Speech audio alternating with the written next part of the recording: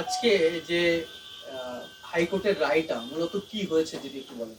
আজকে মহামান্য বিচারপতি অমৃতা সিনহা তিনি নির্দেশ দিয়েছেন রাজ্য সরকার যে গ্রুপ সি এবং গ্রুপ ডি শিক্ষাকর্মী যারা ছিলেন তাদের যে 20,000 টাকা এবং 25,000 টাকা ভাতা হিসেবে দেওয়ার যে সিদ্ধান্ত গ্রহণ করেছিলেন তাদের চাকরি বাতিলের পরে সুপ্রিম কোর্ট তাদের চাকরি বাতিল করেছে। কেন বাতিল করেছে? তার কারণ সাদা খাতা জমা দিয়ে কেউ চাকরি পেয়েছেন, কেউ চাকরি পেয়েছেন র্যাঙ্ক জাম্প করে, কেউ চাকরি পেয়েছেন লিস্টে কোথাও নাম ছিল না এত সত্ত্বেও। তাদেরকে 20,000 টাকা 25,000 টাকা করে দেবেন মাসে, এটা তো হতে পারে না। তাই সেটিকে চ্যালেঞ্জ করে ওয়েটিং লিস্টেড ক্যান্ডিডেটরা তারা মামলা করেছিলেন। আজকে মহামান্য বিচারপতি অমৃতা সিনহা নির্দেশ দিয়েছেন, সেটি অন্তর্বর্তীকালীন স্থগিতাদেশ দিয়েছেন 26শে সেপ্টেম্বর পর্যন্ত। এবং ইন দ্য মিন হোয়াইল 4 সপ্তাহের মধ্যে রাজ্য সরকার এফিডেভিট দেবে। ইন রিপ্লাই আমরা 2 সপ্তাহের মধ্যে এফিডেভিট দেবো, তারপর মামলাটি শুনানির জন্য আসবে। এই যে রাজ্য সরকার বারবার কখনো সুপ্রিম কোর্টে কখনো হাইকোর্টে ধাক্কা খাচ্ছে, তারপরেও একের পর এক ভুল করে যাচ্ছে কেন? আমার ব্যক্তিগতভাবে যেটি মনে হয় সেটি হচ্ছে, দেখুন, এই গ্রুপ সি গ্রুপ ডি এমপ্লয়ীদের কাছ থেকে টাকা ফেরত নেওয়ার কথা ছিল, কিন্তু তারা টাকা ফেরত নেওয়ার বদলে তাদেরকে টাকা দেওয়ার বন্দোবস্ত করেছে। খুব পরিষ্কার করে বলতে গেলে এটা বলতে হয় যে টাকা ফেরত দেওয়ার বন্দোবস্ত না করে যদি এই টাকা বেসিক্যালি তাদের দেওয়ার বন্দোবস্ত করা হয় তাহলে তারা মুখ খুলবেন না, এর বন্দোবস্ত তৈরি করেছেন রাজ্য সরকার। তারা সিবিআই এর কাছে প্রয়োজনে সিবিআই কাস্টোডিয়াল ইন্টারোগেশন করতে পারে, এই নির্দেশ ছিল কলকাতা হাইকোর্টের। তাহলে তারা যদি মুখ খুলে দেয় তাহলে শুধু পার্থ চ্যাটার্জি জেলে নয়, আরও অনেকেই জেলে থাকবেন। সেই জেল যাত্রা আটকাতে, নিজের পিঠ বাঁচাতে রাজ্য সরকার এই কাজ করেছে। তার কারণ যারা চাকরি পেয়েছে তারা তো অর্থের বিনিময়ে চাকরি পেয়েছে। অর্থের বিনিময়ে যারা চাকরি পেল তাদের যদি আবার পুনরায় মাইনের টাকাও ফেরত দিতে হয়, জমি বিক্রি করে চাকরি নিয়েছে, বাড়ি বিক্রি করে মাইনে ফেরত দেবে, ছাড়বে যাদেরকে জমি বিক্রি করে টাকা দিয়েছিল তাদেরকে? আসলে রাজ্য সরকারের এটা ওদের ইন্টারিম রিলিফ দেওয়ার জন্য স্কিম ছিল না, এটা ছিল পিঠ বাঁচানোর স্কিম। তার কারণ এরা কেউ ছাড়বে না যদি এদেরকে টাকা ফেরত দিতে হয়। এদের মুখ বন্ধ করার জন্যই এই টাকা ঘুরপথে দেওয়া হয়েছিল, যাতে এরা মুখ বন্ধ করে থাকে। মুখ্যমন্ত্রী যখন এই ভাতার কথা বলেছিলেন তিনি বলেছিলেন পুরোপুরি মানবিক দিক থেকে দেখছে, তাহলে কি কোর্ট মানবিক দিকটা দেখলো না রাজ্য সরকার মানে মুখ্যমন্ত্রী? মানবিক দিক দিয়ে দেখছেন, দিয়ে বলছেন আমি জঙ্গিদের টাকা সাপ্লাই করি। জঙ্গিরা মানে দারুণ মানবিক কাজ, ওরাও মানুষ না, জঙ্গিরাও তো মানুষ। কালকে বলবেন মানবিক দিক দিয়ে ওদেরকেও টাকা সাপ্লাই করব। ডাকাত, তাকেও টাকা সাপ্লাই, ধর্ষক তাকেও বলবো হ্যাঁ ধর্ষণ করো, মানবিক ডিসিশন। ধর্ষক কি, ধর্ষক তো ইন্টারকোর্সই করে, সে কারোর উইলের এগেনস্টে ইন্টারকোর্স করে। কালকে বলবেন ধর্ষণ করেছে মানবিক, ওটা একটা মানবিক ডিসিশন। একটা মানুষই তো ধর্ষণ করে, তো ধর্ষকদের ছেড়ে দেওয়া হবে, চোরেদের টাকা সাপ্লাই করা হবে। চোরেদের জেলে ঢোকানোর বদলে চোরেদের তো পরিবার আছে, চোরেদের সব টাকা দিয়ে দেওয়া হবে, মানবিক ডিসিশন। এতই যদি মানবিকতা, কালীঘাটের ওই রাস্তায় ওই রাস্তার পাশে যেসব শিশুরা, পথ শিশুরা শুয়ে আছে তাদেরকে 20,000 আর 25,000 টাকা করে ভাতা দিন না। কালীঘাটের বস্তির লোকগুলোকে মাসে মাসে 20,000 আর 25,000 টাকা করে দিন না। মানবিক ডিসিশন নিন না, ওই দেখি। ও তারা তো 20 লাখ 25 লাখ দিতে পারবে না, ফলে তাদের জন্য মানবিক না। মানবিকতা যারা চাকরি করলো, মানে যারা ঘুষ দিয়ে চাকরি করলো তাদের জন্য মানবিক। ওনার বাড়ির সামনে যে কটা পথ শিশু শুয়ে থাকে রাস্তার পাশে, সে কটাকে 20,000 আর 25,000 দিন, তাদের জন্য মানবিক হন। আপনি বলছেন চোরের জন্য আমি মানবিক, যারা চুরি করে চাকরি পেলো তাদের জন্য মানবিক। বুঝতে, চোরদের জন্য কারা মানবিক হবে? আর একটা চোর, খুব এরা নিজেরাই প্রতিষ্ঠা করে দিচ্ছে যে এরা চোর। সুপ্রিম কোর্ট যেখানে নির্দেশ দিয়েছিল যে যারা দুর্নীতি করে চাকরি পেয়েছে তাদেরকে যে সুদ সমেত টাকা ফেরত নিতে, সেখানে সেই নির্দেশকে ভায়োলেট করে উল্টো তাদেরকে টাকা দিচ্ছে। সেই জন্যই তো আজকে স্থগিতাদেশ হয়েছে। কোর্টকে মানে না।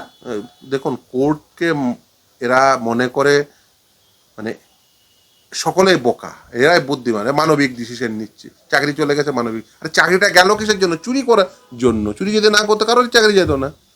সাদা খাতা যা জমা দিয়ে চাকরি পেয়েছে, সাদা খাতা জমা দেওয়া ব্যক্তিদের আপনি ঘুরপথে টাকা দেওয়ার বন্দোবস্ত করছেন, বলছে মাসে মাসে ইন্টারিম রিলিফ হিসেবে আমি দিলাম। আরে মাসে মাসে ইন্টারিম রিলিফ দিতে হলে আপনি যে কালীঘাটের বস্তির লোকগুলোকে দিন, কালীঘাটের আপনার বাড়ির সামনে যে কটা ফুটপাতে শুয়ে আছে সে কটাকে দিন, বেশি না, কলকাতা হাইকোর্টের আশেপাশে যে কজন আছে তাদেরকে দিন, পাঠিয়ে দেবো কালকে। ওই মুর্শিদাবাদের গরিব মুসলমান বাড়ির ছেলে পড়াশোনা করতে পারছে না, সে কটাকে পাঠিয়ে দেবো? বলেন কবে পাঠিয়ে দেবো? লাইন দিয়ে দাঁড়িয়ে থাকবে, সব কটাকে মানবিক ডিসিশন 20,000 25,000 দেবেন। মুর্শিদাবাদের লক্ষ টাকা দিন, নদিয়ার লোকগুলোকে দিন, গরিব মানুষ তো তারা, বলুন কজনকে দেবেন? পাঠিয়ে দেবো লাইন দিয়ে। এই যে আইনের গ্রুপ সি এবং গ্রুপ ডি যাদের বেতন বন্ধ হলো, তাহলে এদের পুরোপুরিটা এখন ভাগ্যটা নির্ধারণ করছে পুরোপুরি এখন কোর্টের উপরে। না, ভাগ্য আবার কি নিতে? ভাগ্য তো নির্ধারিত হয়ে গেছে, চুরি করে চাকরি পেয়েছে, চাকরি বাতিল হয়ে গেছে, এবার নতুন করার কি আছে? এবার বেসিক্যালি জেলে যাবে কি না, কাস্টোডিয়াল ইন্টারোগেশন করতে বলেছে সিবিআইকে, 12% হারে সব টাকা ফেরত দিতে হবে। ডিস্ট্রিক্ট ম্যাজিস্ট্রেটগুলো নিচ্ছে কিনা, সব কটা ডিস্ট্রিক্ট ম্যাজিস্ট্রেট তো আদালত অবমাননা করছে, সব কটার অবস্থা খারাপ হবে। ডিএমগুলোর অবস্থা সবার আগে খারাপ হবে, ডিএমদের উপর নির্দেশ আছে ডিস্ট্রিক্ট ম্যাজিস্ট্রেটগুলোর উপরে। তৃণমূলের থেকে পাল্টা বলা হচ্ছে যে কোন বেঞ্চ কোন রায় দেবে সেটা একেবারে এক্সপেক্টেড বলে সেই বেঞ্চগুলোতে সবাই গিয়ে এরকম চাকরি খাচ্ছে, সবাই চাকরি খাওয়ার জন্য সব যাচ্ছে। তৃণমূল মানে তো মানে সেটা তো বোঝাই যাচ্ছে। হ্যাঁ, ও তো আর জেল খাটা আসামি কি বললো তাতে কি যায় আসে? তখন তৃণমূল মানে গণ্ডমূর্খ হবে সেটা বোঝাই যায়। এই কোন বেঞ্চ মামলা নেবে সেটা ঠিক করে chief justice, being master of the roster. এখন গণ্ডমূর্খদের তো ওই আইনে জ্ঞান থাকবে না বা ওই তথ্য থাকবে না, সেটাই স্বাভাবিক। গণ্ডমূর্খরা গণ্ডমূর্খের মতো কথা বলে দেবে। অবশ্য আবার তারা যদি আবার জেল খাটা আসামি হয়, কিসের জন্য জেলে গেছিল? গরিব মানুষের টাকা নেওয়ার জন্য, তো চিটফান্ডের জন্যই তো। কে জেল খাটিয়েছিল? মমতা ব্যানার্জি। কিসের জন্য?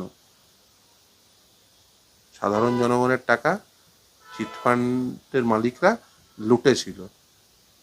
লুটেরারা কি বললো তাতে কি যায় আসে? লুটেরারা তো চোরেদের পক্ষেই থাকবে। সাধারণ মানুষের লুটেরারা চোরেদের পক্ষে থাকবে, যারা 3.5 বছর জেল কাটে।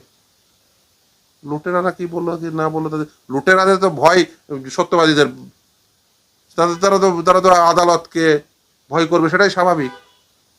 লুটেরা আদালতের মানে তারা যারা লুটেরা, যারা চোর, তারা মনে করে যে আদালত এই ব্যবস্থাপনা থাকা উচিত। তারা মনে করে যে আদালত থাকা না, আমাদের তারা যত পারবে লুট করে নেবে। লুটেরাদের জন্য তারা লুটেরা সবসময় সমালোচনা করবে। লুটেরারা মাঝে মাঝে জেলে যাবে, 3.5 বছর যেমন জেলে কেটেছিল, আর তার সঙ্গে ও জেলে যাবে, সঙ্গে এইগুলো ওই কাস্টোডিয়াতে থাকবে, কাস্টোডিয়াল ইন্টারোগেশন করতে বলেছে। ও এক্সপিরিয়েন্স বলে দিতে পারে, কেমন এক্সপিরিয়েন্স ছিল ওর, 3.5 বছরের এক্সপিরিয়েন্স তো রয়েছে ওর জেল খাটে। এবং এই মামলাতেই বিচারপতি প্রশ্ন করেছিলেন যে কোন খাতে কেন তাদেরকে দেওয়া হবে, যারা এই পুরোপুরি সমাজের বাইরে রয়েছে, এই গোটা প্যানেলে বাদে, তারা তো কোনো কাজ না করে কেন এই টাকাটা নেবে? একদমই তাই। দেখুন, মানে আপনার জনগণের টাকা, এ তো আর কারোর ব্যক্তিগত টাকা নয়।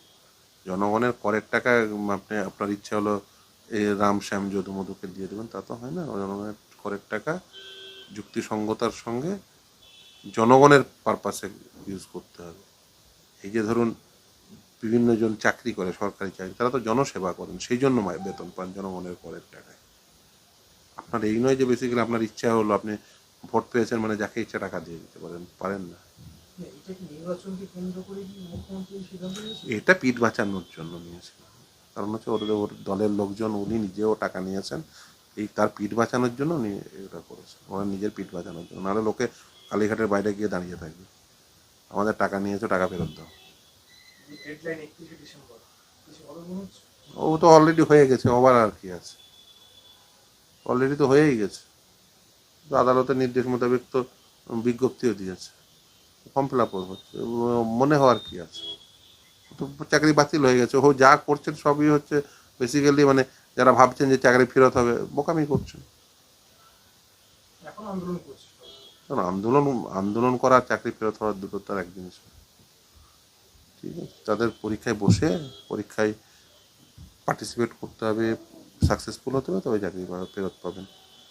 আর 31শে ডিসেম্বর পর্যন্ত যারা চাকরি করছেন তারা 31শে ডিসেম্বর পর্যন্ত চাকরি করবেন। তারপরে যারা সাকসেসফুল হবেন তারা কন্টিনিউ করবেন, সাকসেসফুল না হলে তাদের অন্য কিছু করতে হবে।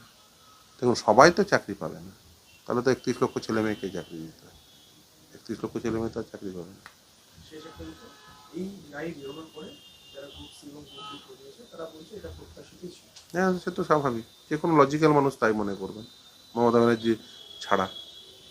যারা চোরেরা ছাড়া তারা ওই যে কোনো লজিক্যাল মানুষ তাই মনে করবে। কিন্তু মুখ্যমন্ত্রী ঘুরিয়ে এটা বোঝালেন যে আদালতের মাধ্যমে যে এরকমই হওয়ার উচিত, আদালত করেছে, আমি নিজে থেকে আপনাদের পাশে দাঁড়িয়েছিলাম কিন্তু আদালত। আমি তো অনেকদিন আগে থেকেই বলেছি যে এই চাকরি বাতিল হবে, আজ আজ থেকে না, যেদিন কলকাতা হাইকোর্ট রায় দিয়েছিল সেদিন থেকেই বলেছি। এটা পরিণতি হবে স্বাভাবিক। এবং আজকে আর একটা কথা বলে রাখছি, মমতা বন্দ্যোপাধ্যায়ের শেষের পরিণতি ভয়ঙ্কর, এটা ভালো করে রেখে দিই। শেষের পরিণতি ভয়ঙ্কর, পশ্চিমবঙ্গের কোনো রাজনীতিবিদের সেই পরিণতি হয়নি। মমতা বন্দ্যোপাধ্যায়ের শেষের পরিণতি ভয়ঙ্করতম হবে, ভয়ঙ্করতম। ভাবতেও পারবেন না সাধারণ মানুষ যে কি ভয়ঙ্কর পরিণতির দিকে উনি আগাচ্ছেন। কারণ দেখুন, রাজনীতিতে আপনি রাজনৈতিকভাবে মিথ্যাচার করছেন, আর রাজনৈতিক ক্ষমতা ব্যবহার করে রাজনৈতিক মিথ্যাচার, প্রশাসনিক মিথ্যাচার, প্রতিদিনের দৈনন্দিন মিথ্যাচার, আর তার সঙ্গে দুর্নীতি, এর যা ভয়ঙ্কর মিশেল ঘটিয়েছেন না উনি আর পথ পাবেন না। উনি এই যে প্রতিদিন বলছেন plan A B C D, উনি বেসিক্যালি আমি বলেছিলাম না, চোরাবালিতে ঢুকেছেন। যত মিথ্যা কথা বলবেন না তত বেশি চোরাবালিতে ঢুকবেন, এনে বেরোতে পারবেন না, হাত পা ছুটছে এখন।